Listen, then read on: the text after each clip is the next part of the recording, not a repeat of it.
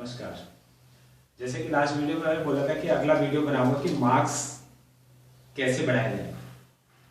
अमूमन मेरे पास भी आता है ना, कई बार पेरेंट्स भी बोलते हैं कि बच्चा फोकस नहीं कर पा रहा है और इसको मार्क्स नहीं आ पा रहे हैं, सर इसके क्या किया जाए इसके लिए। अब मैं उनको ये नहीं बोलूंगा कि उसके लिए कि कोई जादू की झप्पी दे देंगे तो इसके मार्क्स बढ़ जाएंगे, या फिर इसको कोई ऐसा मंत्र दे देंगे कि इससे मार्क्स बढ़ जाएंगे। ऐसा नहीं, इसके लिए बच्चे को खुद को फोकस करना पड़ेगा। अब फोकस क्या करना पड़ेगा? सपोज मैं देखता हूं ना, बच्चा किसी भी पढ़ाई को लेके फोकस जब है तो उन बच्चों को मैं देखा उनको ट्यूटर की भी आवश्यकता नहीं। फोकस मेन है आपका। फोकस मींस अब जैसे फॉर एग्जांपल मैं लेता हूं 10th 12th के बच्चों की बात कर लेता हूं, जब बोर्ड एग्जाम्स होते हैं तो बोर्ड एग्जाम का मेन फोकस होता है कि बोर्ड है, एक ही बार होना है, 10th होना है, 12th होना है, तो हमने अच्छे मार्क्स स्कोर करने हैं। अब ये तो आपने डिसाइड कर लिया कि भाई 10th है और पढ़ना है, तो गोल आपका क्या है, 10th है या 12th है।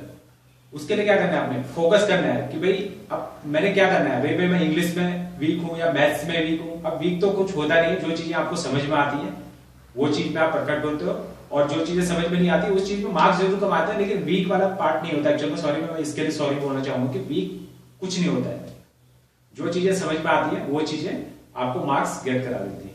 अब इसके लिए क्या करना है आपने, जैसे सपोज करो कि आपके मैथ्स थोड़ा कम समझ में आ रहा है और उसमें मार्क्स कम आ रहे हैं, तो आप उसके लिए एक टाइम टेबल अरेंज कीजिए। भाई मैथ्स मेरे को थोड़ा कम समझ में आ रहा है तो मैथ्स के लिए मैं इतना टाइम दूंगा, 2 घंटे टाइम दूंगा। इंग्लिश मेरा ठीक ठाक है, इंग्लिश के लिए आधा घंटा दूंगा।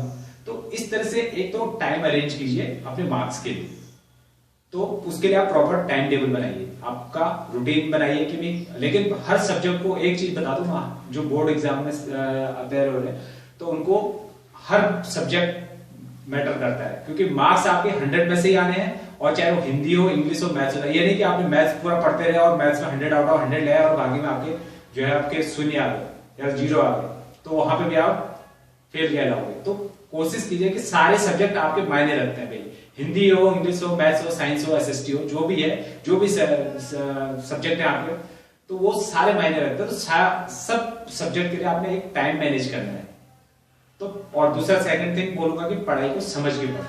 आप कई बार देखते हैं बच्चे रट्टूफिकेशन पैरेट की तरह रट लेते हैं, पैराग्राफ रट लेते हैं। अगर उनसे अगर गलती से अगर पूछ दिया जाए कि इसका मतलब क्या है, तो नहीं बता पाते उसका मतलब, क्योंकि वो पैरेट वाली पढ़ाई करते हैं, रट्टूफिकेशन वाली।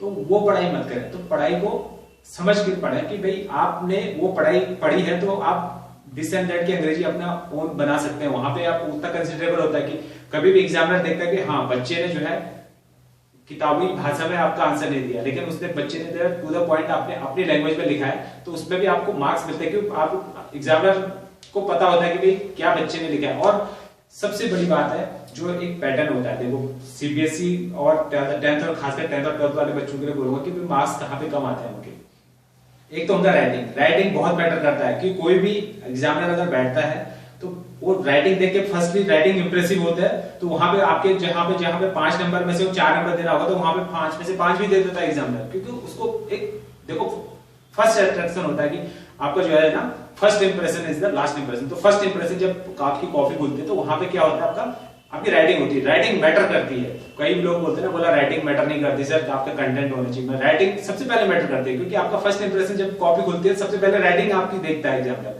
भाई हाँ बच्चे की राइटिंग। देन फिर उसके बाद आपके स्टेप्स वाइज, जो लिखने का तरीका जो है स्टेप्स वाइज होना चाहिए। आपने अननेसेसरी आपने एक आंसर, देखो सपोज करो कई बार बच्चे ये भी गलती करते हैं, जहां पे एग्जाम है 5 मार्क्स का क्वेश्चन है और आपको उसके बारे में बहुत कुछ आता है, आप उसमें अननेसेसरी पूरी राम कहानी लिख देते हो, क्योंकि आपको वो चीज आती है ना अच्छे से। नो, आप स्टेप वाइज कवर कीजिए उस आंसर को, जितना नीड से उतना ही वहां पे आप आंसर दीजिए। अननेसेसरी करके 5 में से 6 मार्क्स को कोई एग्जामिनर देगा नहीं आपको। तो छोटे छोटे कंटेंट है, तो मैं बोला कि पढ़ाई को समझ के करें, और ये सब चीजें आप इम्प्लीमेंट। और दूसरा सेकंड थिंग मैं बोलूंगा आपको, एक चीज और इम्प्लीमेंट है, मेमोरी निकाल। देखो हमारी जो मेमोरी है ना, उसका जो पावर है 72 आवर्स तक हम कोई भी चीज लर्न करते हैं तो बिल्कुल A to Z, आपका कोई अगर सेंटेंस ले रहे तो A to Z रहता है, मतलब मैक्सिमम केसेस में बता रहा हूं आपको। तो मेमोरी रिकॉल करना सीखा। जैसे सपोज करो आज आपने एक इंग्लिश का चैप्टर पढ़ा और 1 हफ्ते के बाद उसको रिकॉल करें, ताकि वो आपकी मेमोरी में, ताकि एग्जाम के टाइम पे आप पे प्रेशर न पड़े। तो मेमोरी रिकॉल का सिस्टम आप रखें कि कोई भी सब्जेक्ट है, अगर आप वो चीजें पढ़ी है, आपको पता है कि मैंने असली वो चीज लर्न करके और मेरे को आती है, लेकिन बीच बीच में उसको रिकॉल करने की प्रोसेस करें। तो डेफिनेटली छोटे छोटे पॉइंट से आपको मार्क्स जरूर बढ़ाएंगे आपके। फोकस, और दूसरा सेकंड सबसे इंपॉर्टेंट बात बोल रहा हूं, जो लोग 10th और 12th बोर्ड एग्जाम के लिए अपेयर होने जा रहे हैं, उनसे मैं एक रिक्वेस्ट करूंगा कि मोबाइल्स फोन्स का यूज कम से कम करो, क्योंकि ये आपके मार्क्स में सबसे बड़ा रोल है। क्योंकि ये आपको कंसंट्रेट नहीं होने देगा। आप क्रिएटिव हो सकते हो, लेकिन पढ़ाई के मामले में मार्क्स अगर आपको चाहिए तो इन चीजों को अवॉइड आपको करना पड़ेगा। मैं ये नहीं बोल रहा हूं कि इनको बंद करना पड़ेगा। आप अगर जो है 24 घंटे में अगर 8 घंटे अगर मोबाइल पे रहते हो, तो मैं ये कोशिश करो कि 2 घंटा रहने की कोशिश करो। ठीक है, बस छोटे छोटे थिंग्स है, बस ये आप लोग इंप्लीमेंट कीजिए, इसी से आपके मार्क्स ऑब्वियसली बढ़ने शुरू हो जाएंगे। धन्यवाद।